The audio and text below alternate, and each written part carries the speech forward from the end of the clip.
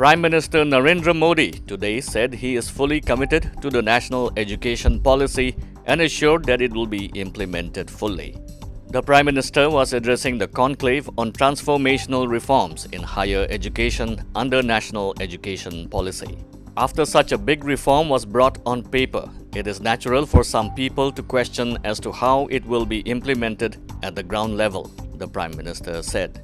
All of you who are directly involved with the implementation of the national education policy and therefore your role is very important, he added. As far as political will is concerned, I am fully committed to it and I am with all of you, he further said. The Prime Minister further said that the National Education Policy 2020 is being widely discussed across the country. He further said that it was a matter of happiness that after the National Education Policy was launched, no one raised any doubt whether it was biased or is leaning towards one side.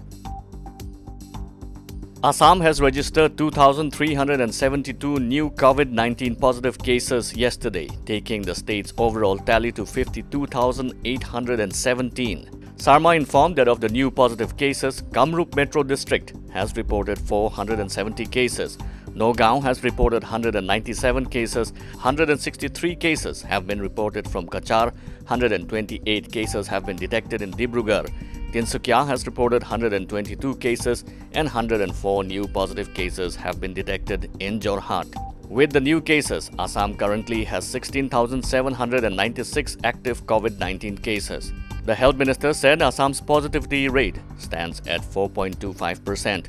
A total of 37,227 patients who were earlier infected by COVID-19 have been discharged from various hospitals or COVID care centers across Assam. The state's death toll increased to 126 till yesterday. Meanwhile, Assam government has allowed bars to open in the state while following social distancing norms and other COVID-19 protocols. A notification issued by the State Excise Department stated that restaurants are allowed to serve liquor provided they have license from 10 a.m. to 5 p.m. with strict compliance to social distancing norms and other protocols related to COVID-19 issued by the state government. Asserting that healthcare professionals were being denied access and entry to their own homes in their respective colonies, the Nagaland Private Doctors Association has threatened that the private hospitals would be compelled to withdraw all essential services and close down hospitals anytime if the responsible authority failed to take appropriate action against the defaulters.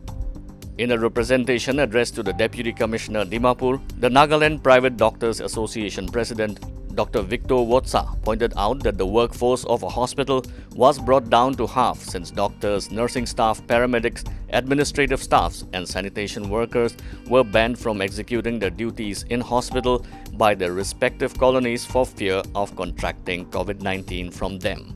Nagaland Private Doctors Association also said that doctors, nursing staff, paramedics, administrative staffs and sanitation workers have been denied access and entry to their own homes in their respective colonies after working long, stressful hours in the understaffed hospitals, clinics and nursing homes all across the state. The association stated that the colony youth and in charge oftentimes demand COVID-19 negative test report for entry into their colony.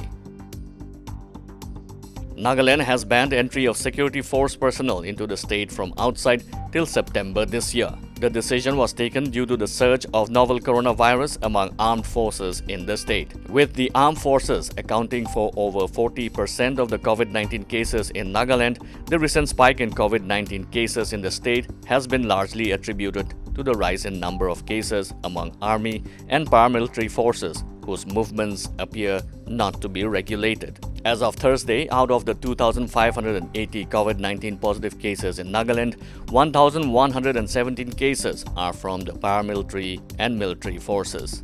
1,048 cases from returnees, 182 cases from frontline workers, 180 cases are of traced contacts, and 53 cases are others. With positive cases rising all across the nation, the COVID-19 status of northeastern states are: Arunachal's tally stands at 1,948 positive, 700 active, 1,245 recovered, and 3 deaths. Assam's tally stands at 52,818 positive, 15,464 active, 37,227 who have recovered, and 126 deaths. Meghalaya's tally stands at 990 positive, 640 active, 345 recovered, and 5 deaths. Manipur's tally stands at 3,217 positive, 1,304 active, 1,905 recovered, and 8 deaths. Mizoram's tally stands at 540 positive, 251 active, 288 recovered. Nagaland's tally stands at 2,657 positive, 1,829 active, 819 recovered, and 6 deaths. Tripura's tally stands at 5,868 positive, 1,954 active, 3,860 recovered, and 36 deaths. Sikkim's tally stands at 829 positive, 475 active, 353 recovered, and 1 death. Total number of COVID-19 cases in the Northeast stands at 68,867 positive, 22,617 active, 46,040 who have recovered, and 185 deaths as of August 7, 2020. Like, subscribe, and hit the bell icon for all the latest news that matters and stories that inspire.